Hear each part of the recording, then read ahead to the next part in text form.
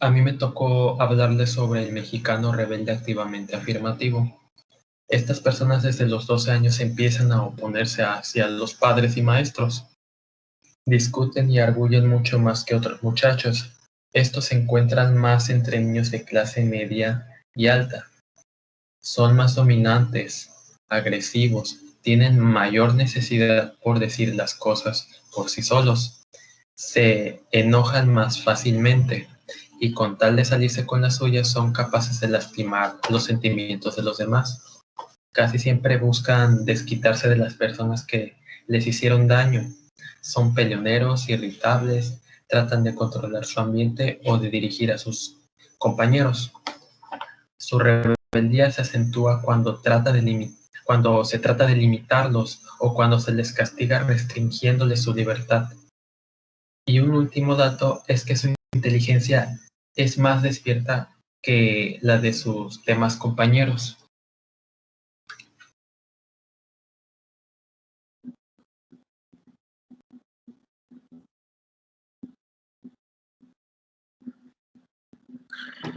Buenos días, a mí me tocó el control interno activo del tipo mexicano. Este tipo se caracteriza por ser íntegro, es el menos común entre todos los que hemos mencionado, es el único que aparece en las 3 clases sociales que existen. No hace distinción de género debido a que aparece con frecuencia entre hombres y mujeres. Suele integrar dentro de sí todas las cualidades de la cultura mexicana. Su personalidad suele ser obediente, afectuosa, complaciente y cuando él lo crea necesario, suele convertirse en rebelde. A partir de los 12 años de edad, estos sujetos van a presentar características de la cultura sociocultural de México. Son niños que suelen ser afectuosos con todos quienes los rodean, son complacientes, corteses, con padres, maestros y adultos. Son incluso menos agresivos e impulsivos que sus pares. Son más ordenados, disciplinados, limpios, metódicos y reflexivos. Son aquellos niños que las maestras siempre han puesto ejemplo. Son quienes tienen una inteligencia más arriba de la que tienen los demás. Ellos llegan a leer más rápido, tienen una mayor comprensión y son más aplicados. Suelen ser buenos estudiantes. Ese tipo de niños suele ser optimista cuando se trata de la resolución del hombre para resolver los problemas del mundo. Llevan como emblema o lema que las metas tan solo se alcanzan estudiando y trabajando. Ellos están en contra de cualquier tipo de corrupción social y de los compadrazgos.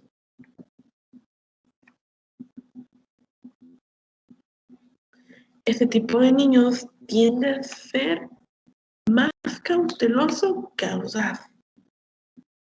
Tiende a utilizar sus recursos internos, el saber actuar de manera audaz cuando las circunstancias así lo ameriten. No suelen aventarse o suelen actuar de manera impulsiva. Ese tipo de mexicanos va a preferir los puestos, estar en un puesto de mando que estar en un puesto en donde tendrá que seguir instrucciones de las demás personas. Lamentablemente, en México, gracias a su cultura que lo ve rodeada, este tipo de mexicanos se vuelve escaso. Y no porque no se dé o no porque no parezca entre nosotros, sino que gran parte de estos mexicanos se cohíben o no tienen la suficiente motivación para seguir adelante seguir adelante desarrollando ese tipo de cualidades. Es lamentable saber que cuando este tipo de personas, de sujetos, entra a la secundaria o preparatoria, se ve afectado. debido a que no hay no hay un reconocimiento y una motivación por parte de sus maestros o de quienes lo rodean. Es muy probable que estos jóvenes con esta personalidad prefieran separarse bastante de los demás grupos escolares y se hagan amigos de sus vecinos. Como les venía diciendo, es triste saber que ese tipo de personas tan capaces, ese tipo de personas que podrían ser pieza fundamental para cambiar a México, se queden estancadas, se queden toda su preparatoria y secundaria sin ser reconocidos, sin ser apoyados o motivados. Ellos pueden ser la clave para resolver la corrupción, para bajar el nivel de poliquetería y del mismo modo pueden bajar o acabar con la delincuencia. Sin embargo, como ya hemos mencionado, México es machista, se formó una cultura de ese tipo, entonces todos estos sueños que tienen estos niños se ven apagados y por ende pasan gran parte de su vida en puestos que no quieren, en puestos en donde no se sienten satisfechos. Ese sería lo que es un mexicano con tipo de control interno activo.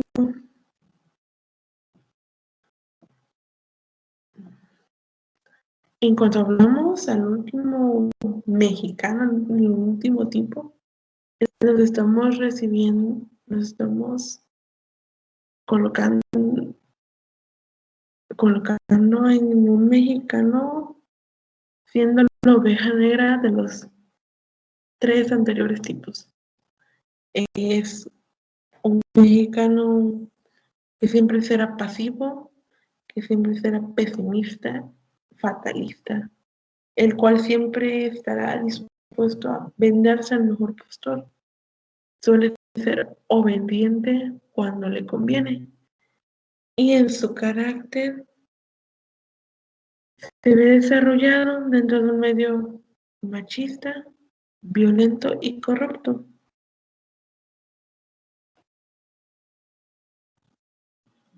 El anterior mexicano que describimos suele ser la negativa de este. Y como podemos deducir, este tipo de mexicanos suele nacer, crecer y desarrollarse en una familia o un ambiente donde exista la violencia, en donde se expresa de manera abierta todas aquellas virtudes negativas que tiene México. La personalidad que engloba a ese tipo de niños, personas o sujetos suele ser agresiva, suelen enojarse con facilidad, son irritantes y vengativos. Y un ejemplo que podemos dar de este tipo es que en las escuelas este tipo de mexicanos suelen ser los niños abusivos. Son niños que se la pasan molestando a las demás personas, son niños que no son respetuosos ni con sus padres, ni con sus padres, ni con las personas adultas. Lamentablemente este tipo de mexicanos no suele desarrollarse de una manera tan febril, no suele desarrollar una inteligencia tan amplia como los demás. Y esto llega a caer en que suelen convertirse en delincuentes. Y en el peor de los casos suele ser el reflejo oscuro de la sociedad.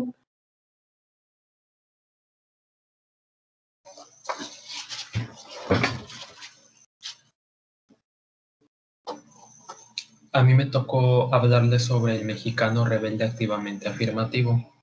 Estas personas desde los 12 años empiezan a oponerse hacia los padres y maestros. Discuten y arguyen mucho más que otros muchachos. Estos se encuentran más entre niños de clase media y alta. Son más dominantes, agresivos, tienen mayor necesidad por decir las cosas por sí solos. Se enojan más fácilmente y con tal de salirse con las suyas son capaces de lastimar los sentimientos de los demás. Casi siempre buscan desquitarse de las personas que les hicieron daño. Son peleoneros, irritables, tratan de controlar su ambiente o de dirigir a sus compañeros. Su rebeldía se acentúa cuando se trata de limitarlos o cuando se les castiga restringiéndoles su libertad. Y un último dato es que su inteligencia es más despierta que la de sus demás compañeros. Ahora seguiremos con el tema de la tristeza y psicopatología en México. Empezaremos hablando sobre algunas definiciones que se tienen sobre la tristeza. La tristeza se define como calidad de triste y triste, a su vez de latín tristes, como afligido, apesumbrado o de carácter eugenio melancólico. A la tristeza también se le denomina como condición funesta o deplorable en la expresión triste fin, o con un sentido doloroso, enojoso o difícil de soportar. Luego seguiremos con el tema diferencial semántico pancultural del idioma español. Este instrumento denomina cuáles son las fuentes de tristeza dentro de la cultura mexicana. Esta prueba está constituida por 2 escalas adjetivales, 4 en cada una de las 3 dimensiones fundamentales. Hay 3 dimensiones fundamentales: la dimensión de evaluación, la dimensión de potencia y la dimensión de dinamismo. A través del factor de evaluación se puede saber qué tan bueno o malo se considera el concepto de tristeza. Lo que es importante es el hecho de que a través de la escala de potencia se determina el grado de amenaza que el concepto tiene para el sujeto. Aquí podemos observar una imagen en la que nos muestra el instrumento de medición. A continuación, se nos muestra una tabla comparativa donde explica las amenazas de tristeza más grandes para la clase alta y la clase baja. Para la clase social alta, las amenazas de tristeza más grandes son el divorcio, el cáncer, el suicidio, la locura y la muerte. En cambio, para la clase social baja, las amenazas de tristeza más grandes son el divorcio, el crimen, la borrachera, el dolor y el suicidio. Bien, el método. En sujetos. En este estudio participó una población de 200 estudiantes de la secundaria, de 14 a 16 años de edad, que provenían de escuelas públicas, tanto públicas y privadas de la Ciudad de México.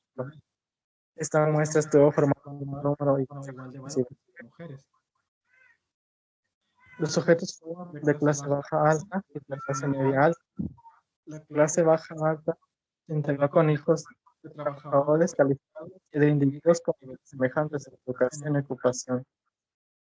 La clase social media alta incluyó a los hijos de profesionales o de individuos con niveles comparables en educación y economía.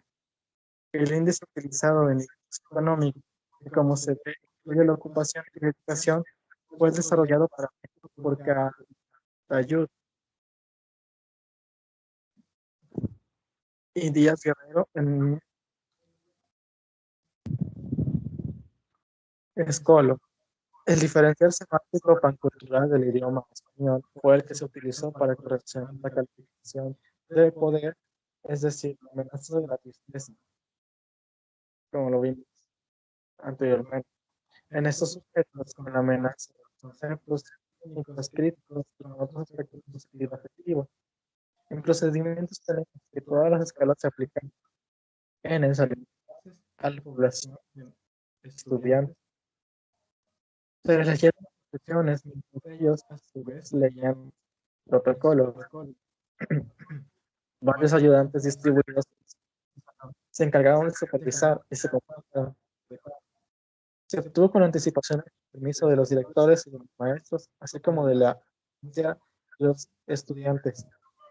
Los resultados de la aplicación de las escalas se sometieron a un análisis de la computadora que proyectó, entre otras cosas, una matriz de interrelaciones para el grupo total y otros por sexo y por clase social. Son dichas matrices de interrelaciones que se han utilizado para resultados de estudio. El siguiente tema es el de los resultados que se obtuvieron tras el método para identificar cómo se manifiesta la tristeza y en cuántos en los estudiantes de secundaria. El significado subjetivo contiene 3 factores, que son el de evaluación, potencia y dinamismo. De los 20 conceptos aplicados se obtuvieron 80 calificaciones. De los únicos 2 conceptos evaluados positivamente, como son la vida y el yo, solo una evaluación negativa del yo aparece como fuente de tristeza para los hombres de clase baja, y no es así para los demás grupos. Lo primero que se observa es que, en efecto, es precisamente la potencia de tales conceptos la que se correlaciona en forma significativa con la tristeza más frecuentemente. Y también, en segundo lugar, como es de esperarse, aparece la característica de actividad de los conceptos y finalmente, de manera también anticipable, el grado de familiaridad con los mismos es frecuente de tristeza. En la tabla que se organizó hay un número bastante mayor de fuentes de tristeza para los varones que para las mujeres. Al aumentar a 200 el número de casos, que es el grupo total, se obtiene 34 correlaciones significativas, casi la mitad de ellas al nivel de significancia de 1%. Posteriormente, en la interpretación de los resultados, se destacó que faltaron algunos conceptos importantes en la vida de los adolescentes, como es reprobar o el abandono de estudios. Se toma en cuenta el sexo y la clase social de los estudiantes en los resultados de ello. El primer dato que se da es el resultado evidente de las mujeres están más protegidas ante la tristeza que los hombres. No es justo comparar la tristeza con la angustia y el miedo, tratándolos como iguales. Se demostró que la clase baja tiene más angustias y la media y la alta más tristezas. Esto se explica mejor en por qué se sienten más amenazados. El divorcio de los padres es el más evidente entre las clases sociales, seguido del suicidio y la borrachera. Amenazas más grandes en la clase social alta es el divorcio, el cáncer, el suicidio y la locura. Clase social baja es el divorcio, el crimen, la borrachera, el dolor y el suicidio, en ese orden. Se pudieron apreciar algunos puntos después de obtener estos resultados, como lo son el que el cáncer ni siquiera sea relevante para la clase baja, y el crimen, la borrachera y el dolor tampoco lo sea para la clase alta. Cabe destacar que el dolor se entiende como sentimientos de pesar, congoja y arrepentimiento. Entre los resultados se pudo destacar que al intervenir en el sexo, además de clases sociales, se pudieron formar 4 grupos en forma de figuras para representar el porcentaje exacto de las amenazas. En la figura 2 se ve que las fuentes más importantes de tristeza en adolescentes de clase baja se puede considerar que es la borrachera. En las de adolescentes de clase media es la amenaza de divorcio. En adolescentes de clase baja es la amenaza de divorcio de la misma manera. Y de clase media es la amenaza de suicidio. Para finalizar la exposición de estos resultados, se encontraron aquí los siguientes formas de analizar los resultados, que mientras para los jóvenes de clase baja es la amenaza de borrachera, para los jóvenes de clase media es el divorcio, para las muchachas de clase baja es el dolor y para las de clase media es el suicidio, comprobándose la diferencia de tristezas según las clases y los sexos. La segunda fuente de importancia de tristeza en clase baja es amenaza de crimen, mientras que en la clase media es la amenaza de cáncer y en las mujeres la amenaza de divorcio. La tercera fuente más importante de tristeza en hombres de clase baja es la enfermedad, para los de clase alta la amenaza de agresión. En las mujeres de clase baja el crimen y en las de clase alta la amenaza de muerte. Finalizando con la sugerencia comprobable que si hay programas de intervención para ello, deben ser diferentes de acuerdo con los sexos y las clases sociales.